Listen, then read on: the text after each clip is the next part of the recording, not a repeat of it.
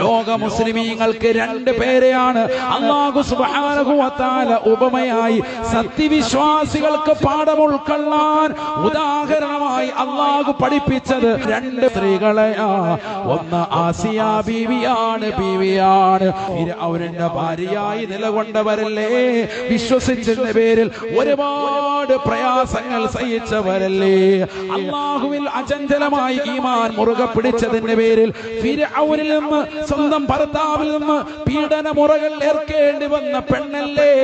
ലോകത്തെ ഏറ്റവും ശ്രേഷ്ഠയാക്കപ്പെട്ട വനിതയാണവർ. മുസ്ലിം ഉമ്മത്തിന് ഏറ്റവും വലിയ മാതൃകയാണവർ.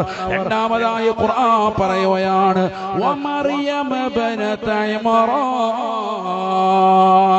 ലോക ചരിത്രത്തിൽ ആസിയ ബീവിയുടെ പേര് പോലും അല്ലാഹു സൂറത്തിന് വെച്ചിട്ടില്ല. സ്വർഗീയ സ്ത്രീകളുടെ നേതൃത്വമാകുന്ന മറിയം ബീവിയുടെ പേര് അല്ലാഹു നൽകുകയാണ്. ഇതൊരു സാദാസീത പെണ്ണല്ല. വമറിയമ ഇബ്നത ഇമ്രാൻ.